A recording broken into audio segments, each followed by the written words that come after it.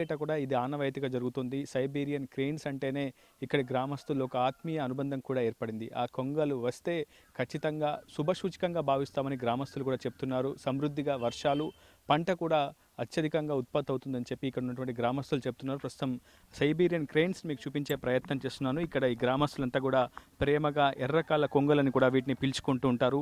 ఇంగ్లీష్లో పెయింటెడ్ స్టార్క్గా ఈ కొంగలు పిలువబడుతున్నాయి. సైబీరియా నుంచి ఇక్కడ వరకు ఈ కొంగలు అత్యధిక దూరం ప్రయాణిస్తుంటాయి. సుమారు 4000 కిలోమీటర్ల పైగా దూరం సైబీరియా నుంచి ప్రస్తుతం ఖమ్మం రూరల్ మండలం చింతపల్లి గ్రామానికి ఉంటుందని ఒక అంచనా ఉంది. నిజానికి అత్యంత అనువైనటువంటి ప్రదేశంగా ఈ గ్రామాన్ని కొంగలు మలుచుకున్నాయి.